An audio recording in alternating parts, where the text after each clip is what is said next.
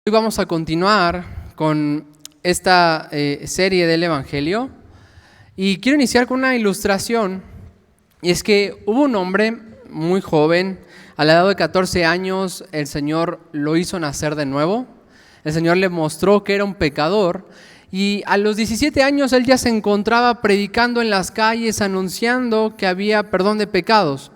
Entonces uno de los pastores de la zona en donde él vivía, en Estados Unidos, lo observó y lo llamó a estar cerca de él, a discipularlo más intencionalmente para prepararlo, y eventualmente el Señor lo llamó al pastorado.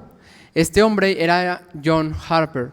John Harper sirvió en una iglesia en Estados Unidos desde muy joven, una iglesia pequeña que eventualmente fue creciendo, y como fue creciendo la iglesia, él fue creciendo en popularidad y lo invitan a predicar fuera de Estados Unidos. Cuando él va a predicar a la iglesia de L. Moody, él ya se había casado, tenía una hija, pero poco tiempo después de haberse casado, su esposa murió. Él viaja a la iglesia de L. Moody con su hija y con su hermana. Estando en esta iglesia, ya había terminado el tiempo en el que estuvo llamado a predicar, lo invitaron a predicar unos meses, y cuando él iba a volver, él decide retrasar su viaje de regreso a Estados Unidos un par de días, porque él lo quería hacer a través de un barco que estaba teniendo mucho renombre, mucha fama, y ese barco, el domingo 14 de abril de 1912, fue un día fatídico para ese barco, porque ese barco se hundió en el océano, y este barco era el Titanic. John Harper, iba en ese barco, en el Titanic. Supongo que todos hemos visto la película, no sale ahí, ¿verdad? Él no es el principal, pero también estaba ahí. ¿Y sabes qué sucede? Él está en el barco y dice mucha gente de los que se salvaron que lo escuchaban gritar: mujeres y niños a los barcos primero, mujeres y niños, y también los que no son salvos a los barcos primero. O sea, él decía a los salvos: no importa si eres hombre, súbete, porque es importante que tú te salves para que te arrepientas y creas. Bueno, él pone a su hija, a su hermana en un barco y él se queda. Baja esta barca, es fácil de tenerlo en mente porque seguro en su mente viene la película. Entonces baja esas barcas, él se queda arriba y él se quedó predicando. El barco se hunde y eventualmente John Harper está en las aguas heladas y él solo duró un poco tiempo en las aguas heladas, pero en las olas fue llevado hacia un hombre. Y cuando fue llevado hacia ese hombre le dijo: ¿tú eres salvo? Y él, lleno de miedo, dice que lleno de pánico, dijo: no lo soy. Pero las olas lo llevaron lejos de él. Después dice este hombre que cuenta este testimonio porque sobrevivió, dice que John Harper fue traído otra vez hacia él. Dijo: de una forma que yo no sé cómo es que las olas lo trajeron de nuevo. Volvió hacia mí y le volvió a preguntar: ¿ahora ya eres salvo? Y le contesta: no lo soy. Y se lo llevó, pero ya no volvió. John Harper murió en ese mar ese 14 de abril de 1912. Pero ese hombre que sobrevivió 4 años después se unió a una iglesia en Canadá y él dio este testimonio y él dijo: yo soy el último convertido de John Harper. Este hombre era Aguililla Webb. ¿Y por qué sabemos esto? Justamente por él. ¿Y por qué ocupamos esta introducción? Porque John Harper fue un hombre que murió joven, tenía 36 años, alrededor de 36 años, pero su vida fue caracterizada por entender y ver el poder de la cruz. Él decía: el poder de la cruz para el perdón de pecados de pecadores culpables. Y si bien esa última, evangelización que tuvo John Harper no fue la más ortodoxa, porque no le explicó qué era ser salvo, no le explicó la cruz, no le explicó prácticamente nada. Fue un momento que Dios providencialmente preparó con una única pregunta: ¿eres salvo? Esa fue la única pregunta que él recibió. Pero después eso lo ocupó el Señor para este hombre, Aguililla Webb, traerlo a salvación. Y te pido que leamos juntos 1 Corintios capítulo 1, verso 17, y veamos que el Evangelio es poder de Dios. Vamos a estar viendo también 3 distorsiones o sustitutos del Evangelio que nos van a poder desviar de predicar y entender el Evangelio de una forma correcta. Versículo 17, 1 Corintios 1, 17 dice: pues Cristo no me envió a bautizar, sino a predicar el Evangelio, no con palabras elocuentes, para que no se haga vana la cruz de Cristo. Porque la palabra de la cruz es necedad para los que se pierden, pero para nosotros los salvos es poder de Dios. Porque está escrito: destruiré la sabiduría de los sabios y el entendimiento de los inteligentes desecharé. ¿Dónde está el sabio? ¿Dónde el escriba? ¿Dónde el polemista de este siglo? ¿No ha hecho Dios que la sabiduría de este mundo sea necedad? Hermanos, este pasaje nos está presentando algo sumamente importante en el ministerio de Pablo y quisiera resaltar, no es que esté mal bautizar. Nota el verso 17, cuando dice no me envió a bautizar, no está negando lo que nosotros leemos en Mateo 28, cuando dice el Señor que fuéramos y quisiéramos ¿qué? Discípulos. ¿Cómo hacíamos discípulos? Bautizándolos, ¿no? Enseñándoles a guardar todo lo que les he mandado. No está negando Pablo eso. Lo que está diciendo Pablo era la centralidad de su evangelio. ¿Y cuál era la centralidad de su evangelio? Verso 17, predicar el evangelio. Y observa esta precisión que nos hace Pablo y que tú y yo tenemos que entender. Dice: no con palabras elocuentes, para que no se haga vana la cruz de Cristo. Entonces la pregunta que tenemos que hacernos es: ¿a qué se refiere Pablo con palabras elocuentes? ¿Significa esto que el cristiano es incoherente? ¿Que el cristiano da una argumentación que no tiene sentido? ¿Que somos llamados a prácticamente no pensar? ¿A eso se refiere cuando dice no palabras elocuentes? La respuesta es que no. Entonces, ¿a qué se refiere Pablo cuando dice no con palabras elocuentes? Bueno, el sentido de esta palabra en este contexto, quiero que lo observes, sigamos leyendo el verso 18, porque la palabra de la cruz es necedad para los que se pierden, pero es poder de Dios para los que son salvos, ¿no?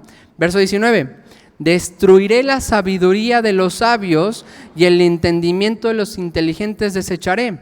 Y luego hace preguntas Dios: ¿dónde está el sabio? ¿Dónde el escriba? ¿Dónde el polemista de este siglo? El uso de esta palabra y a lo que se refiere esta palabra es a una palabra o palabras o pensamientos, razonamientos que no tienen como fuente la revelación de Dios.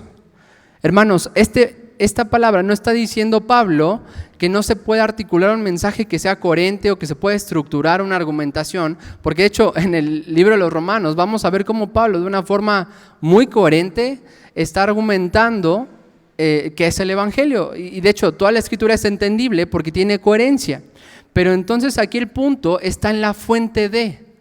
Si lo pudiésemos cambiar, es quitando esta palabra elocuentes, o para poder entenderlo más, es no con palabras que no provengan de la revelación divina, para que no se haga vana la cruz de Cristo.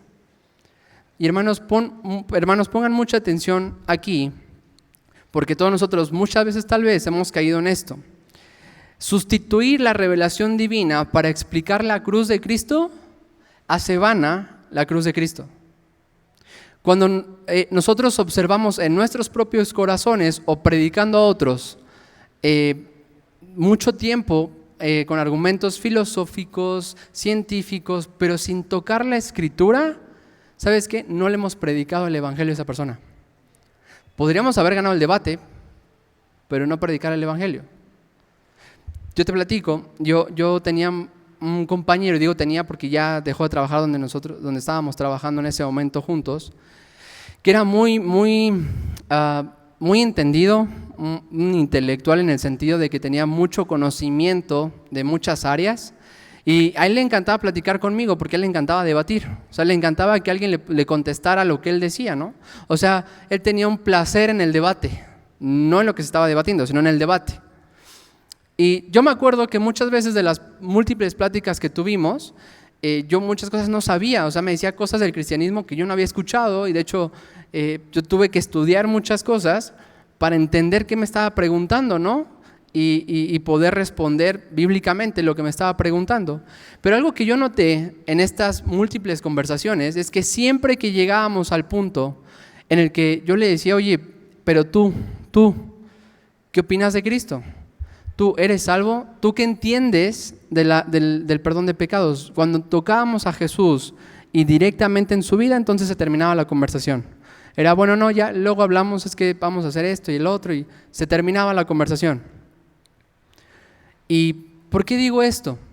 Porque cualquier cosa, hermanos, que sustituya el Evangelio o que lo diluya o que haga un énfasis en un área en la que el Evangelio, si bien sí lo diga, pero no sea todo el Evangelio, va a ser un sustituto del Evangelio. Es como cuando tomamos café con leche y le cambiamos la leche por un sustituto, no sabe igual, ¿verdad? Bueno, el Evangelio presentado cortado o haciendo un énfasis en un área o sustituido por palabras que no provengan de la revelación divina, va a ser un sustituto que no va a tener el efecto de la cruz. Ahora, tenemos que preguntarnos, ¿está la cruz en el centro, en nuestros corazones, en nuestras predicaciones, en nuestras enseñanzas, en nuestro día a día? Dice aquí Pablo que esta cruz en el centro es el poder de Dios. Vuelve a leer el verso 18. La palabra de la cruz, y cuando dice la palabra de la cruz, ¿a qué se está refiriendo? A la revelación de Dios que indica o que apunta hacia la cruz, es necedad para los que se pierden, pero para nosotros los salvos es poder de Dios. Ahora, nota cómo es la misma palabra que para un grupo es necedad, es absurdo, es sin sentido, pero la misma palabra para otro grupo es hermoso, para otro grupo es poder de Dios. ¿Cuál es la diferencia? ¿En la palabra? ¿El problema está en la palabra? La diferencia está en la persona que recibe esa palabra. ¿Y por qué? Porque Jesús dijo, muchos son los llamados, pero pocos los escogidos. Jesús dijo, mis ovejas oirán mi voz, me van a seguir. Cuando él estaba platicando con los fariseos, en una ocasión les dice, ustedes no me siguen, ¿por qué? Porque no son mis ovejas. Si fueran mis ovejas me seguirían. Hermanos, Jesús no cambió su predicación para adaptarla a las personas. Si esto te molesta, lo quito. Si esto no te gusta tanto, lo muevo, lo sustituyo con otra palabra que no sea tan agresiva. ¿Qué con palabras como el pecado? Porque el día de hoy se cambia la palabra pecado por una palabra que sea como deficiencia del carácter. Pero el lenguaje bíblico no es ese. Cuando alguien es grosero con alguien, es que yo soy de carácter fuerte. ¿No eres de carácter fuerte? ¿No eres de carácter fuerte? Eres débil, por eso haces eso. Porque tienes un carácter débil, pero un carácter fuerte sería un carácter que se adapte al carácter de Dios. ¿Y cómo es el carácter de Dios? Amable, bondadoso, paciente, benigno, manso, humilde. Pero sustituimos las palabras bíblicas por palabras que no suenen tan agresivas, para que no sea necedad.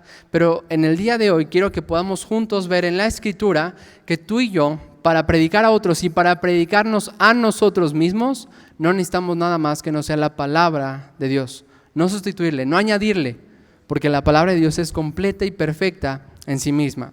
Y ahora quiero que entremos directamente a ver estos tres enemigos de la cruz, en el sentido de que pueden ser un evangelio distorsionado. Y el primero es que Jesús es el Señor. Déjame lo explico, porque si decimos únicamente Jesús es el Señor, aquí todos entendemos que eso es bíblico, ¿estamos de acuerdo? Jesús es el Señor, ¿qué significa? La palabra kurios tiene que ver con supremacía, con supremo en autoridad, como el que controla, el que gobierna, el soberano, el ungido. De hecho, nota en tus apuntes, cuando tú leas la Escritura en el Nuevo Testamento principalmente, casi siempre que ocupan la palabra Señor se están refiriendo a Jesús. O sea, están refiriéndose a la divinidad de Jesús. Cuando dicen el Señor Jesucristo, están diciendo el supremo en autoridad Jesucristo, el soberano Jesucristo. Porque esa palabra Señor en nuestro lenguaje en español, pues se usa muy ligeramente, ¿no? O sea, como una señal de respeto, cuando vemos a otro varón le decimos, hola Señor, ¿cómo está? ¿No? O en una tienda te reciben como, buenas tardes Señor. Es una palabra que no tiene un contexto de autoridad como lo tenía en el lenguaje hebreo. Un contexto de supremacía, un contexto de divinidad. ¿Ok? Ahora, ¿por qué decir Jesús es Señor sería un evangelio sustituto? Porque estaríamos excluyendo, si únicamente se enfatiza esto, estaríamos excluyendo el resto del mensaje bíblico respecto al evangelio. ¿Jesús es Señor? Podemos contestar todos definitivamente que sí. Es más, si alguien dijera que no, estaría en un error, en un problema. Porque decir que Jesús no es Señor, Jesús no es divino, es un problema. De hecho, muchos que se dicen cristianos, como cristianos no les decimos que son cristianos porque no aceptan la divinidad de Jesús, solamente se ve a Jesús como un hombre. Y hermanos, Jesús era hombre y Jesús era Dios. No dejó de ser Dios cuando se volvió hombre. Él añadió a su divinidad, Él añadió humanidad. Él no dejó de ser Dios, pero no era un falso hombre, sino que era verdaderamente hombre. Pero ¿por qué decir que Jesús es Señor es un evangelio sustituto? Repito, el problema de estos 3 sustitutos del evangelio que vamos a ver el día de hoy es que se enfatiza más un área del mensaje y se omite todo lo demás. Y cuando decimos únicamente Jesús es Señor, no estamos predicando, proclamando lo que ha hecho ese Señor para ser Señor. Pregunta, cuando Jesús vino a la tierra, ¿Él ya era Dios? Sí. ¿Te das cuenta que cuando Él resucita en Mateo 28 y va con sus discípulos, les dice, toda autoridad me ha sido dada, por tanto, id pues y hacer discípulos? ¿Sí lo habían leído? ¿Por qué dijo, toda autoridad me ha sido dada, por tanto? Ojo, aquí ya había resucitado. ¿Por qué en este momento dice, toda autoridad me ha sido dada? ¿Qué no tenía ya autoridad antes? Entonces, ¿por qué dice aquí, toda autoridad me ha sido dada? ¿Qué cambia entre el Jesús resucitado y el Jesús que todavía no había muerto y resucitado por nuestros pecados? Porque algo sucede para que dice, toda autoridad me ha sido dada. ¿Qué sucedió, hermanos? La cruz. ¿Y qué implicaciones tiene la cruz? Cuando Él estaba clavado en esa cruz, muchos estaban burlando de Él y le decían, bájate, si sanaste a otros, si reviviste, si diste vida a otros, hablando de Lázaro, ¿por qué no te bajas tú? ¿Qué pasó, no? O sea, se estaban burlando de Él, como diciendo, ¿no tenías poder, no tenías autoridad para hacerlo? Jesús no dijo nada. Hermanos, pregunta, ¿Jesús podía bajarse? Claro que sí. En ese momento todos podrían haber caído muertos, aniquilados. Es más, ni siquiera tendría que haber sido entregado. ¿Por qué fue entregado? Dicen Hechos que fue entregado según el previo plan de Dios o según la previa determinación de Dios. Los romanos fueron el instrumento humano. Pero ¿por qué es que ese ejército pudo aprender a Jesús? Porque no importa qué ejército fuese, no importa que fuese el ejército más poderoso del mundo, de la historia, jamás podrían aprender a Jesús si Jesús no se hubiese entregado voluntariamente. Entonces, cuando Jesús está en la cruz, Él dice que era necesario que eso pasara, porque cuando está ahí, dice, consumado es, tetelestai, perfecto, completo. Tenía que ser así. Ahora, recuerda que cuando Él hablaba con sus discípulos, en 3 ocasiones mínimo les dijo, es necesario que esto acontezca, que yo sea entregado en mano de pecadores. Y los discípulos lo escuchaban, pero no alcanzaban a entender lo que estaba diciendo, porque se los había dicho. Pero cuando sucede, todos están desconcertados diciendo, ¿qué pasó aquí? ¿Por qué Jesús murió? ¿Por qué si Él era el maestro, nuestro maestro, murió? ¿Por qué acabó esto? Bueno, hermanos, Jesús está en esa cruz como el Señor victorioso, no ejerciendo su señorío sobre la creación, porque tenía que llevarse a cabo la obra para el perdón de nuestros pecados. Él entregándose como un sustituto a nuestro favor para que los pecadores culpables fueran perdonados por ese sustituto perfecto, que era Jesús. Jesús resucita, Jesús vence al pecado, porque ¿te acuerdas cuál es el último enemigo a vencer? Dice en Corintios, ¿dónde está, oh muerte, tu aguijón? ¿Dónde, oh sepulcro, tu victoria? Hermanos, la muerte que se introdujo como una consecuencia del pecado en el Génesis, en ese momento fue la sentencia de que seríamos redimidos y que no habría más muerte, que no habría más separación de Dios, y nuestra muerte espiritual que se había suscitado en el Génesis había venido a terminar o iniciaba el fin de la historia del pecado con la cruz de Cristo. Hermanos, Jesús en ese momento, cuando Él resucita y dice, toda autoridad me ha sido dada, está diciendo, debido a que ya he hecho la obra por la cual yo he venido para el perdón de pecados, para la restauración, la regeneración de pecadores culpables que no aman a Dios, que no buscan a Dios, pero que por mi obra serán perdonados por completo, tengo toda autoridad para dar vida a los que son míos, por tanto vayan. Lo que estaba diciendo Jesús es que no importaba de qué lugar viniesen, no importaba de qué trasfondo fuesen, o si fueran de la religión islámica, la religión judía, no importa de dónde vengan. Dice, si son míos, van a oír mi voz y me van a seguir. ¿Y cómo es que iban a oír su voz? Si Jesús iba a ascender, porque iba a mandar a sus discípulos a predicar el evangelio. Ahora, volvamos al punto del sustituto del evangelio. Si decimos únicamente Jesús es Señor y omitimos toda la obra de Jesús, estamos dejando a un lado todo aquello por lo cual el Señor Jesús es Señor. Estamos quitando, estamos dando el pastel, pero nada más la cubierta, sin todo el relleno, sin todo el fondo.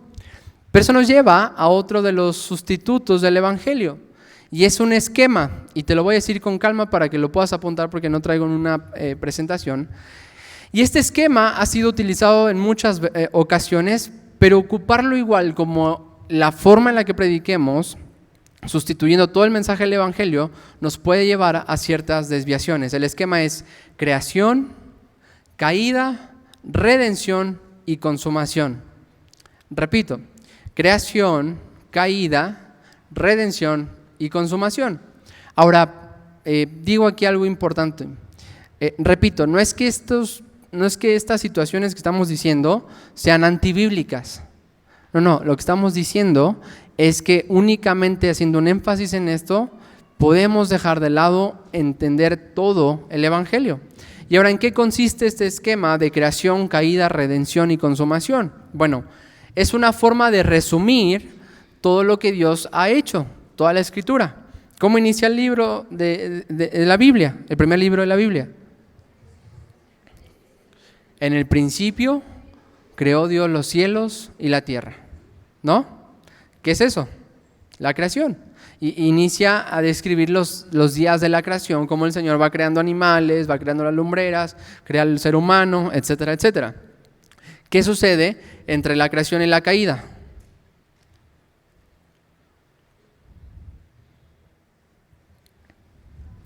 Bueno, vi que todos me quedan viendo así como, ¿qué sucede entre la creación y la caída?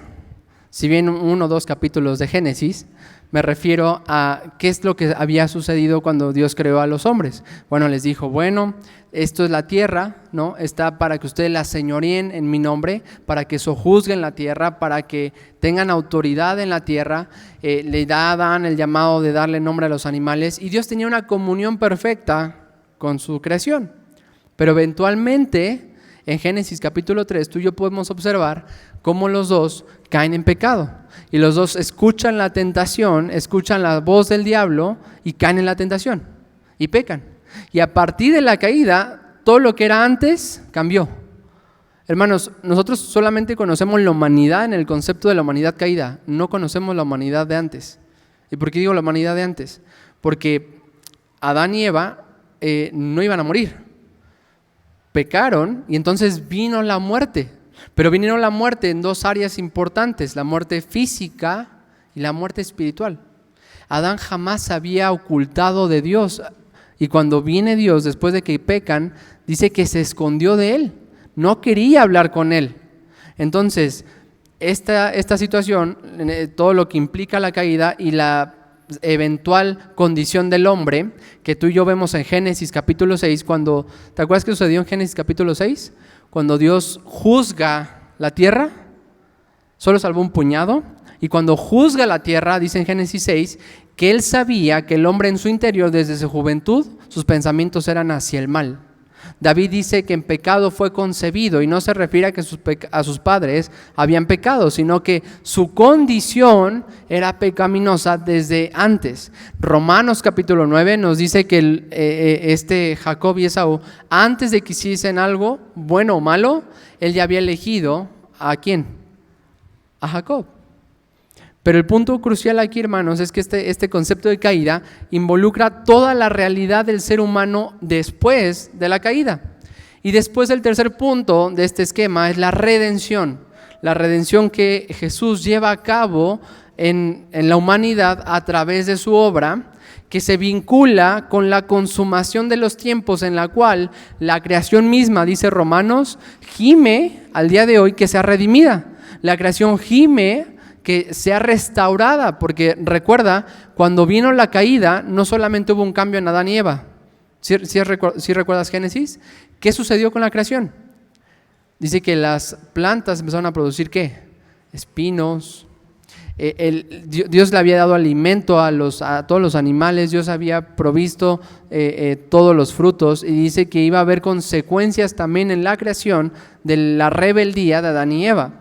Bueno, la consumación apunta hacia este último evento en el que Dios va a regenerar, va a redimir toda la creación, y es lo que apunta Apocalipsis cuando dice que ya no habrá más muerte, no habrá más dolor, no habrá más llanto. Todo lo que conocemos como consecuencia del pecado ya no va a estar. Bueno, para los redimidos. Para los no redimidos espera un juicio eterno. Ahora, ¿cuál es el problema? ¿O en qué situación podemos caer en este esquema? En que muchas veces cuando se ocupa un esquema como este, porque no es el único esquema, aclaro, hay muchos otros esquemas que se ocupan para predicar el evangelio, pero cuando ocupamos un esquema como este, muchas veces nos centramos en la promesa de la consumación de los tiempos, apuntando a lo que viene, omitiendo todo lo demás. Y de verdad, piensa en esto. Si tú le dices a alguien, y muchas veces tal vez has predicado así, oye, ¿te quieres ir al infierno? No. Oye, pues entonces arrepiéntete. No, pues ¿qué no vas a querer sufrir? ¿No vas a querer que seas juzgado? Pues mejor deja eso, ¿no? O sea, ven a Cristo. Es que mira, en el día del juicio, cuando el Señor venga y el Señor restaure todo, ya no va a haber dolor. Dile eso a alguien que está enfermo y te va a decir, yo quiero eso. Dile, ya no va a haber más llanto. Dile eso a una madre que está sufriendo por su hijo en rebeldía. Va a querer eso. Pero el punto está, hermanos, es que alguien decía, todos queremos paz, pero nadie quiere al príncipe de paz. O sea, todos quisiéramos que no hubiese guerra, pero no queremos a aquel que apacigua esa guerra. Todos queremos que se arreglen los problemas sociales, tales como violaciones, tales como robo, pero nos enfocamos en el centro o en el origen de esas situaciones. ¿Cuál es el origen de esas situaciones? ¿Que no ha habido programas sociales? ¿Cuál es el origen de esas situaciones? ¿Que no hay programas de educación suficientes? Ya sé, el problema de todas esas situaciones es que los papás fueron malos con esas personas. Y no es su culpa, es la culpa de los que lo trataron así. ¿Es el problema? ¿En dónde es que está el problema de todos? En el discipulado, muchos ahorita lo estaba viendo, René estaba presentando Romanos 3, a los que están con René y los demás pues seguro también ya lo vieron.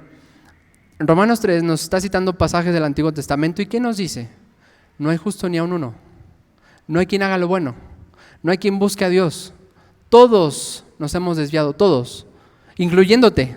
Hermano, hermana, si tú piensas que tú no te estabas desviado, estabas más cercano a Dios, estamos equivocados. Estábamos completamente desviados hasta que su luz resplandeció en nosotros.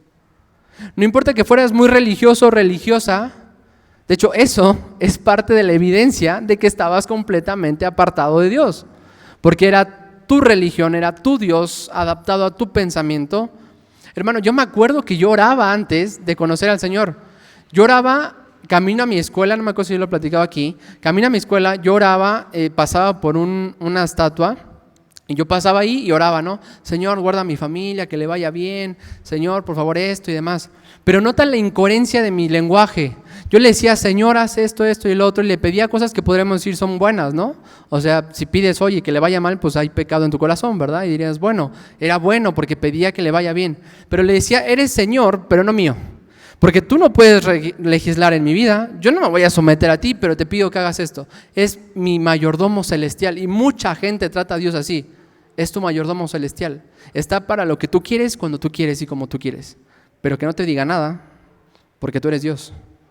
Bueno, hermanos, hacer un énfasis en una predicación, en un esquema como este, en el que nos enfocamos en el siglo venidero, repito, ¿a quién en su sano juicio, entendiendo realmente lo que es el infierno, querría eso?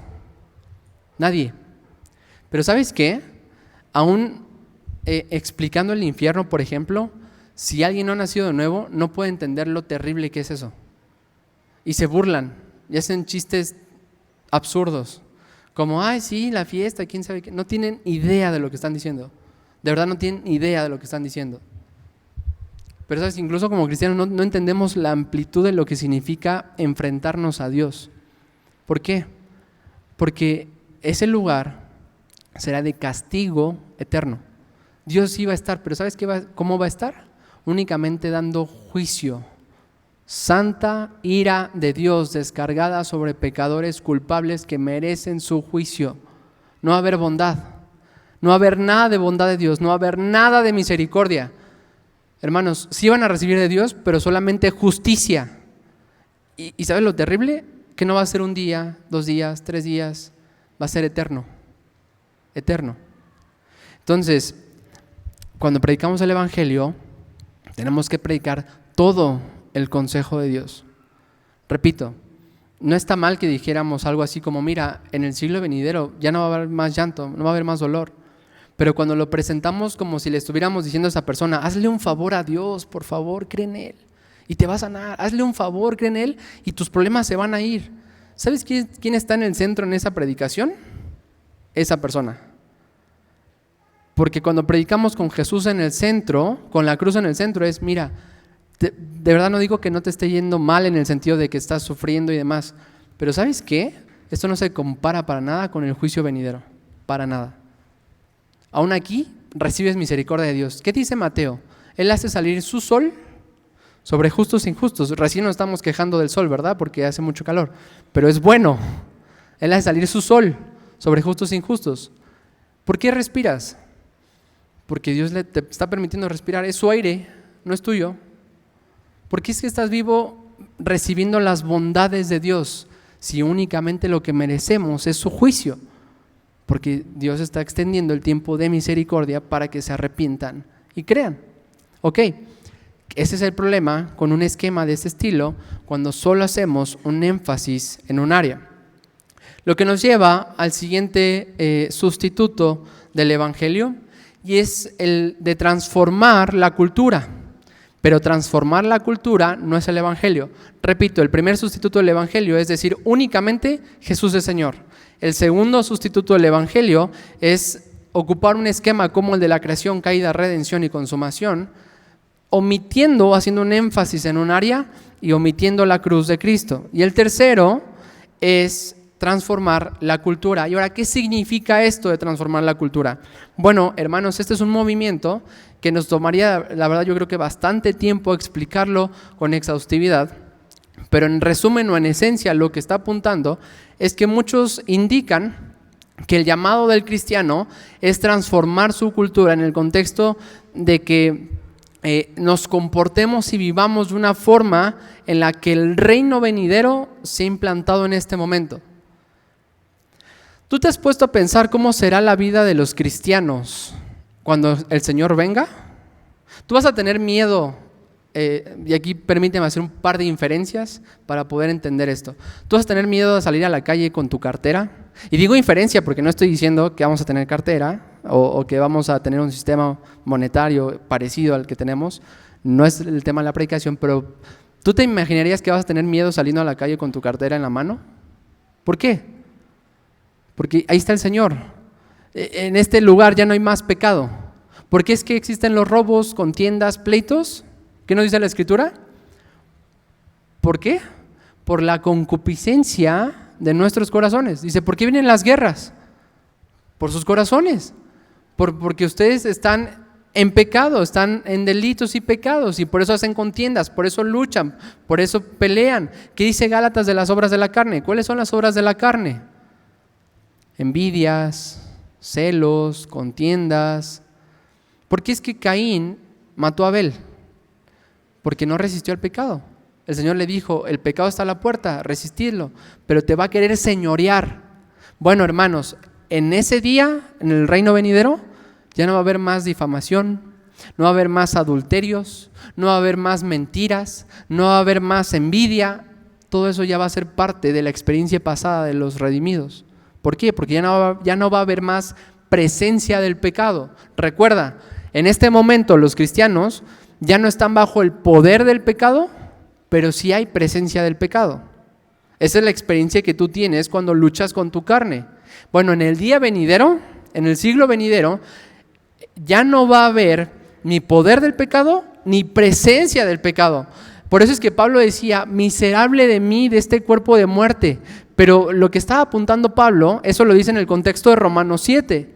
Y en Romanos 7 nos está apuntando cómo él tenía una experiencia de luchar contra sus pecados y lo que él quería hacer no lo hacía.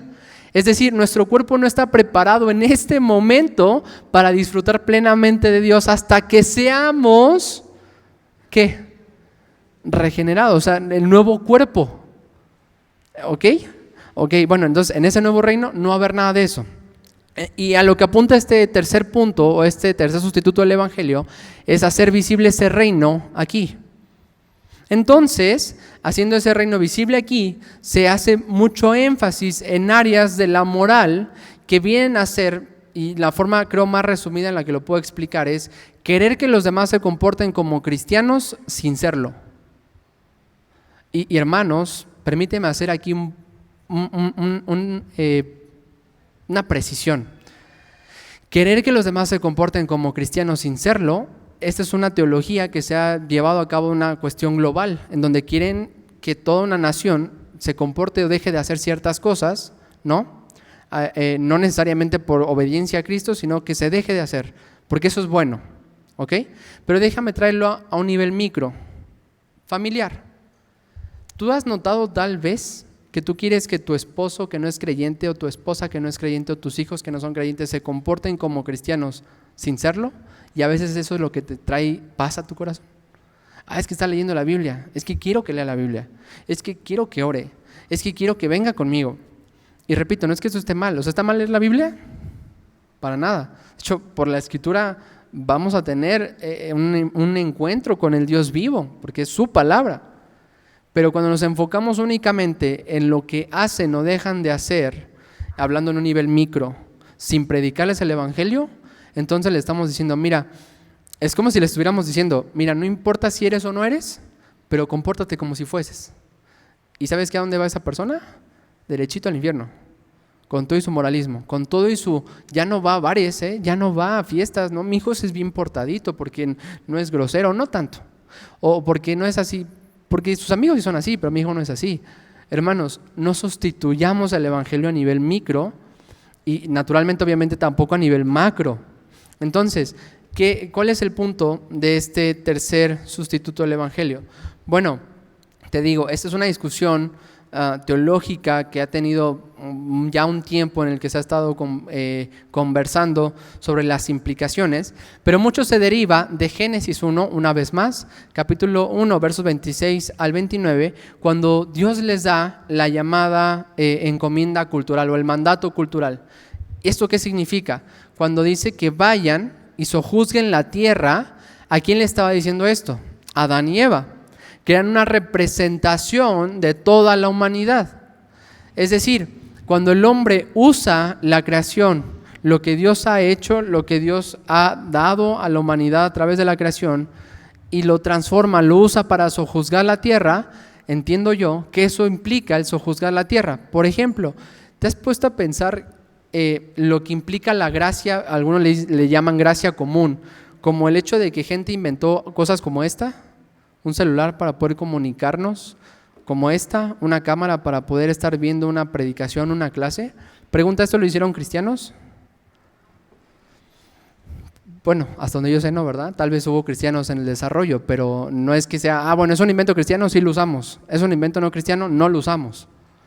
Esta ropa que traigo yo, ¿es de dueño de un cristiano? No, entonces no la voy a usar. Bueno, la gracia común tiene que ver con todo lo que implica nuestra vida, el cómo usar lo que Dios nos ha dado en esta tierra, que de una u otra forma, aunque no lo estén diciendo las personas inconversas, están diciendo Él es Dios y nosotros usamos de lo que Él creó. Estamos juzgando la tierra. ¿Cómo es que un trabajador de la tierra trabaja el día de hoy versus hace 2000 años? Un tractor, por ejemplo, ¿cómo facilita el trabajo? ¿Cómo ayuda a que se puedan producir más alimentos? Bueno, eso es parte de sojuzgar la tierra. Entonces, ¿por qué estoy diciendo esto? Y es bien importante. Porque muchos de los que tienen esta postura creen que este pasaje está refiriéndose únicamente a los cristianos y lo que está diciendo es que nosotros deberíamos hacer cristiana la cultura, transformar la cultura haciéndola cristiana. Pero nosotros observamos en el Nuevo Testamento que en muchas ocasiones la región siguió siendo pagana, pero el evangelio llegó a esa región pagana. ¿Te acuerdas que en un pasaje en el libro de Hechos sucede un momento que es importante en la vida de Pablo? Y de hecho él comenta que tenían mucho temor cuando él están predicando y empiezan a llenarse la multitud, a gritarle que viva Diana de los Efesios, que viva Diana de los Efesios. ¿Recuerdas ese pasaje? Ahora ponte en su lugar. No eran 10 personas alrededor de Pablo, era una multitud que no se callaba y que seguía gritando que viva Diana de los Efesios, que viva Diana de los Efesios. Los tenían ahí a ellos acorralados y gritándoles de tal forma que tuvo que intervenir el gobierno para evitar que eso se saliera de control y se volviera un linchamiento. Bueno, en esa ocasión de la predicación de Pablo, cuando el Señor lo envió para predicar a diferentes regiones, muchos quemaron sus libros que eran de magia, de esotería, etcétera, etcétera. Los quemaron, aunque eran muy valiosos económicamente, los quemaron porque ellos ya no creían en eso. Pero pregunta, y analicemos esto, ¿por qué es que esa sociedad, si hablamos de la sociedad tenemos que hablar de personas en concreto, ¿verdad? Porque una sociedad se compone por personas, una institución se conforma por personas. ¿Por qué es que cambió esa sociedad? Porque les dijeron, ¿saben qué? Tira todo eso, que eso es malo y tienes que ser así, tienes que dejar de hacer esto. Porque eso fue la causa de esa acción que tuvieron los que antes adoraban a Diana de los Efesios. La respuesta es que no. Tuvieron esa acción por consecuencia de haber creído en el evangelio del perdón de pecados. Ahora, eventualmente la vida de alguien que es creyente va a cambiar, de verdad va a cambiar y tiene que cambiar. Es imposible que muera el Espíritu Santo en ti y que no haya cambio. De hecho, si alguien dice que es creyente y no hay cambio, de verdad es imposible que la tercera persona en la Trinidad esté habitando en ti y no haya ningún cambio. Pero si bien una sociedad puede cambiar porque los que habitan esa sociedad son transformados y ahora creen en Cristo y van a dejar de hacer ciertas cosas, no significa que el llamado como iglesia sea transformar la cultura. Y ahora, ¿a qué digo con transformar la cultura? Piensa en esto. ¿Cuál es el propósito de tu vida como cristiano? ¿Lo tienes claro? ¿Sí lo tienes claro? O para tener una ilustración, si tú estás en la avenida esperando un microbús y pasa un microbús sin letrero, ¿tú te subes? Pues no, porque no sabes a dónde va, ¿verdad? Tú estás esperando el que tú quieres porque quieres llegar a un punto. Hermano, ¿a qué micro te subiste? O autobús, si lo ocupamos un poquito más rebumbante. ¿A qué autobús te subiste? ¿A dónde vas? ¿Cuál es tu propósito en la vida? Me preocupa un poco que nadie diga nada. Al menos en el murmullo no se alcanza a escuchar, pero nadie dice nada. ¿Tienen claro hacia dónde vamos? Ok, vamos hacia allá, pero va a llegar allá, pero ¿cuál es nuestra labor? ¿Cuál es nuestro llamado? Hermanos, no hay un hilo negro que descubrir. Y tampoco es como que tú tengas que buscar una labor bien específica que solamente tú vas a hacer. Si bien hay cosas específicas, ¿sabes cuál es el llamado de todos los cristianos? A ser discípulos. A presentar a un Dios poderoso y glorioso que perdona pecados y que cuando se arrepienten, prepararlos para que se presente con su Dios. Por eso dice Pablo, yo con este fin trabajo, a fin de presentar a todos los hombres perfectos delante de Dios. Tiene una deficiencia en su corazón, tiene pecado aquí, voy a tratar con ese pecado para que adore a Dios. Bueno, están sin trabajar, decían tesalonicenses. Bueno, apártenlos, que se avergüencen para que se arrepientan y que anden de una forma que agrade a Dios. Colosenses, yo oro por ustedes a fin de que sepan escoger, que puedan tener discernimiento espiritual a fin de que elijan lo mejor y sean agradables a Dios. Entonces, nuestro llamado no es a que la gente empiece a hacer ciertas cosas que sean agradables. Y repito, no significa que esto está mal. Por ejemplo, a mí me sorprendió que cuando yo fui a Oaxaca, tienen una fiesta, creo que es una fiesta y alguien si viene de aquí de Oaxaca o sabe más me podrá corregir, que se llama tequio o teque, no me acuerdo ahorita tal cual la palabra, pero toda la gente sale a limpiar, a pintar y dices, wow, es impresionante porque yo vivo en una privada en la que si no pagas, muchos no pagan su mantenimiento y sí se ve así como que una parte pintada, otra parte no y se ve feo, ¿no? O sea, porque no todos están haciendo esta labor común del lugar. Pero hermanos, el diablo no estaría en contra de que fuera una sociedad sumamente moralista en donde no hay mentirosos, no hay bares, no hay antros, no hay burdeles, no hay nada de eso. Y la gente es muy fiel y la gente está con su familia. ¿Sabes qué? El diablo estaría contento con eso. ¿Y sabes por qué? Porque igual siguen yendo al infierno.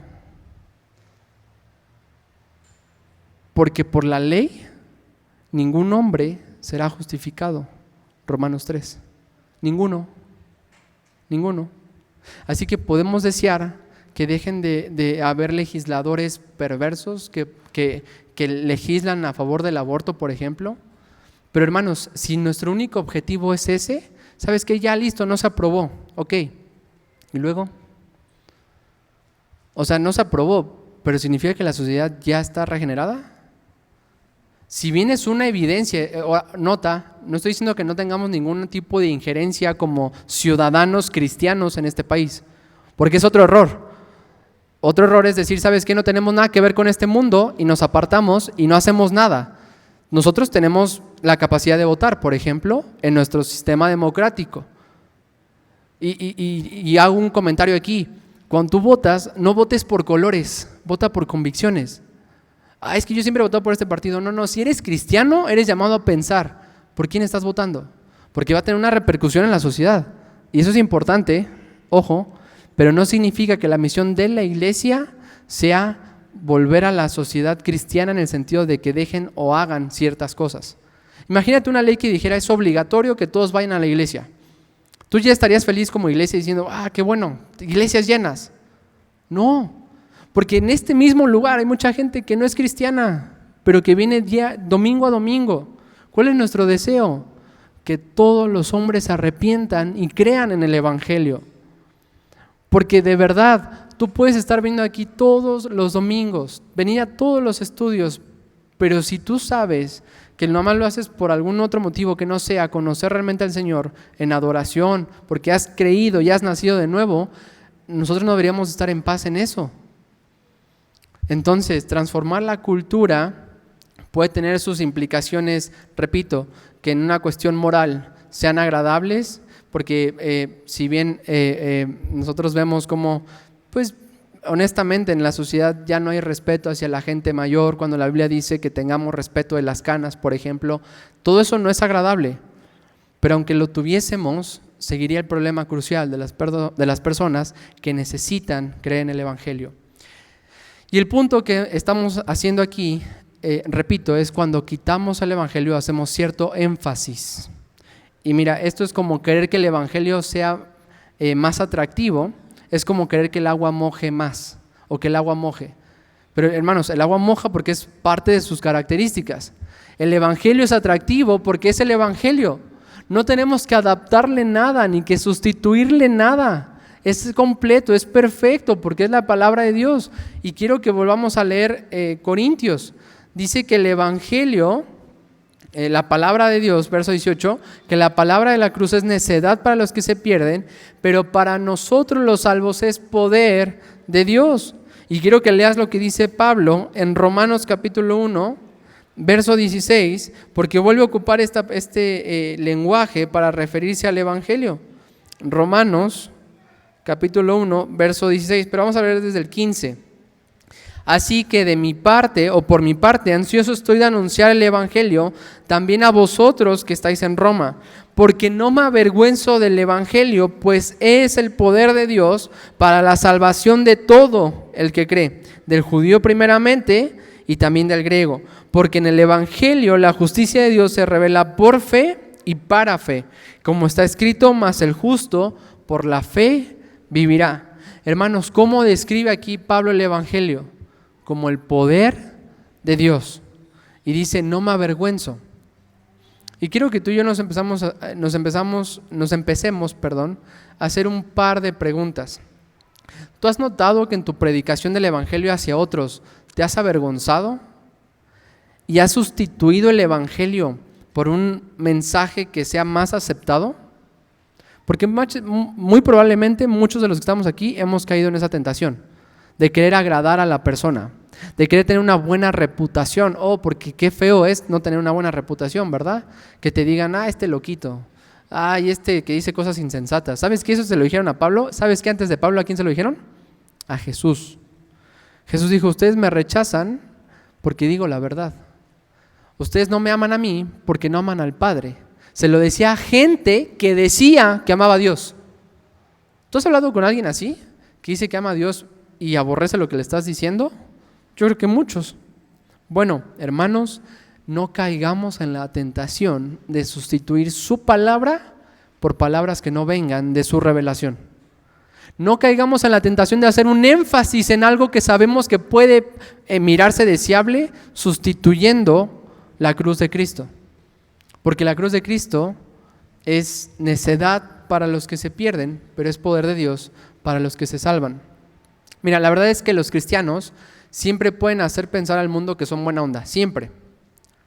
Hasta que comienza a hablar acerca del nombre crucificado que lo salvó. Y es ahí donde dejamos de ser buena onda, sin importar lo que hayamos dicho antes o invertido en nuestra reputación. Pero ten en mente esto, hermano, hermana, que eres del Señor, que tú estás aquí no para establecer un buen nombre de ti, para hacerte una gran reputación. Estás aquí, ¿sabes por qué? Estamos aquí para exaltarlo a Él, para que Él sea exaltado y glorificado. Y si eso implica que te humillen a ti, gloria a Dios. Porque ese que te humilla a ti, eventualmente puede nacer de nuevo por esa palabra de la cruz que le estás predicando.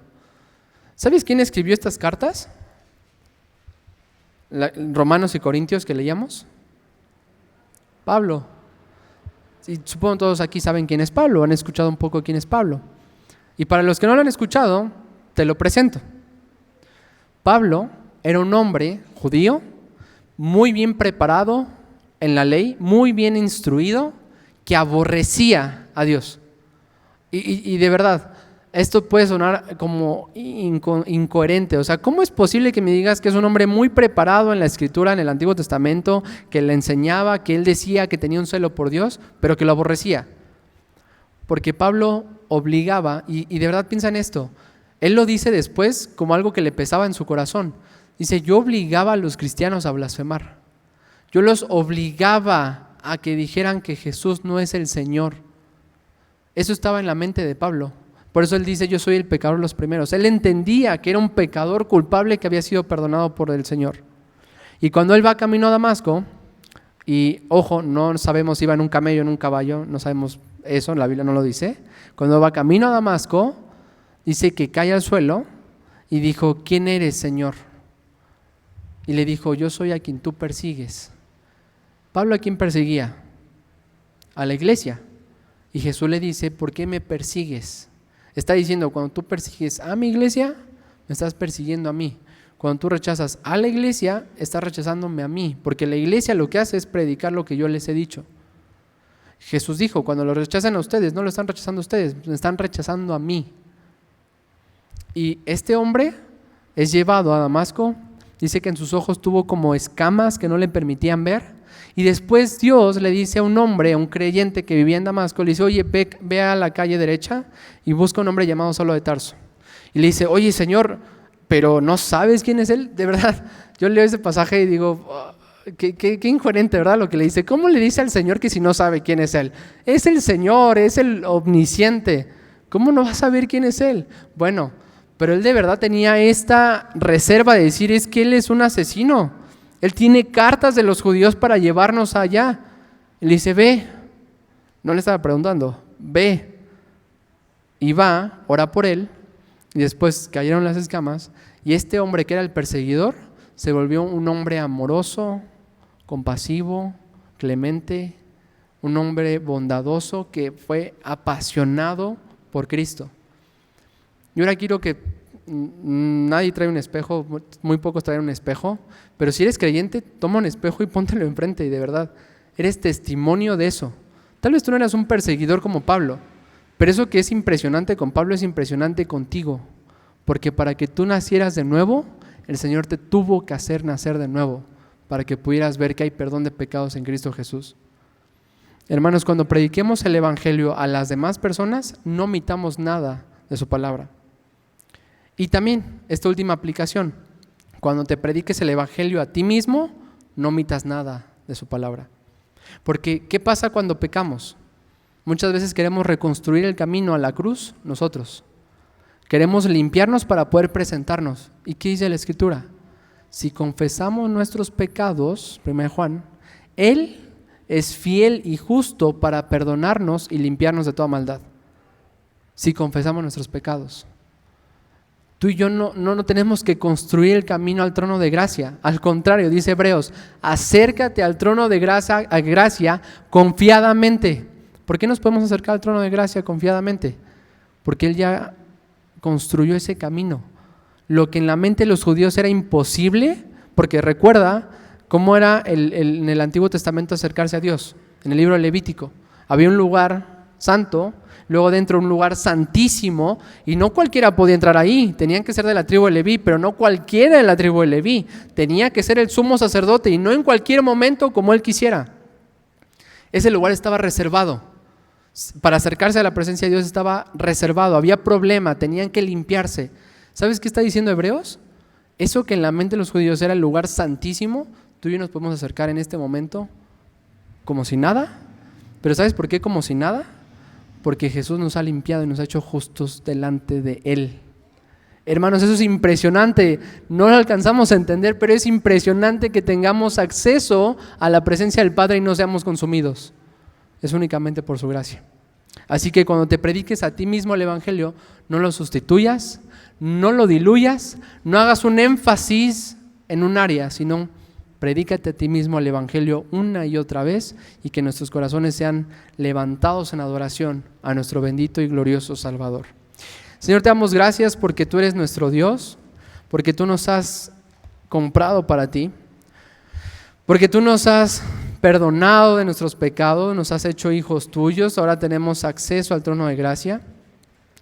Y porque tú nos has llamado, Señor, a ser discípulos de todas las naciones, que eso inicia seguramente en nuestros hogares, en nuestra iglesia local, en nuestro lugar de trabajo. Y te pedimos, Señor, que nos permitas verte a ti como el Dios todopoderoso y soberano que eres, y que nos libres de la tentación, Señor, de tal vez por falta de instrucción no predicar el Evangelio completamente, pero también puede ser por temor a los hombres, Señor, que no prediquemos el Evangelio como debería ser predicado. Muchas veces tenemos temor a lo que nos van a decir, temor a ser rechazados, temor a sonar ridículos, de decir sí, hay perdón de pecados porque un hombre judío hace más de 2000 años se clavó en esa cruz voluntariamente, pero es que no era solo un hombre, era Dios hecho hombre. Y tal vez podemos caer en la tentación de querer hacer este evangelio más interesante, pero Señor, no tenemos que añadirle nada porque ya es interesante, es poder de Dios este evangelio. No tenemos que añadir, Señor, cosas que no estén en tu palabra para que entonces pueda ser más relevante, más sobresaliente el evangelio, sino que las personas necesitan escuchar lo que dices tú en tu palabra Porque después de haber escuchado y de haber creído, dice en Efesios 1:13, fueron sellados con el Espíritu Santo. Pero después de haber escuchado y de haber creído, ¿qué? Después de haber escuchado y creído el mensaje del Evangelio, que hay perdón de pecados en Cristo Jesús, que somos pecadores culpables delante de un Dios justo, que hemos de rendir cuentas delante de ti, que no importa si hay alguien aquí que diga yo no creo esto, amigo, amiga, aunque no lo creas, así va a suceder. Tú te vas a presentar delante de un Dios justo, delante de un Dios bueno, pero la terrible noticia es que tú no eres justo y tú no eres bueno, y tú vas a recibir toda su ira. Pero el mensaje del Evangelio también nos dice que la solución la ejecutó, la llevó a cabo nuestro Dios a través de Jesús, al ser enviado el Hijo de Dios a vivir en nuestro lugar, a morir en nuestro lugar y a resucitar en nuestro favor. Porque la paga del pecado es la muerte, pero la dádiva de Dios, el regalo de Dios es vida eterna en Cristo Jesús, Señor nuestro y también de ellos, Señor de todo aquel que cree. Y Señor, te pedimos que si hay alguien aquí que no haya creído en el Evangelio o que crea un Evangelio distorsionado, diluido, un Evangelio que le permite en su pensamiento vivir bajo sus placeres, sus gustos, sin la necesidad de vivir conforme a lo que dice tu palabra, te pedimos que le permitas ver y entender al verdadero Dios del Evangelio y el verdadero Evangelio, Señor. Te damos gracias porque tú eres nuestro Dios, porque ahora te podemos llamar así nuestro Dios y nosotros podemos llamarnos nuestros hermanos unos a otros y podemos llamarnos hijos tuyos, Señor. Te lo pedimos en nombre de Cristo, que tú nos escuches, que tú apliques tu palabra el día de hoy. En nombre de Cristo oramos. Amén y amén.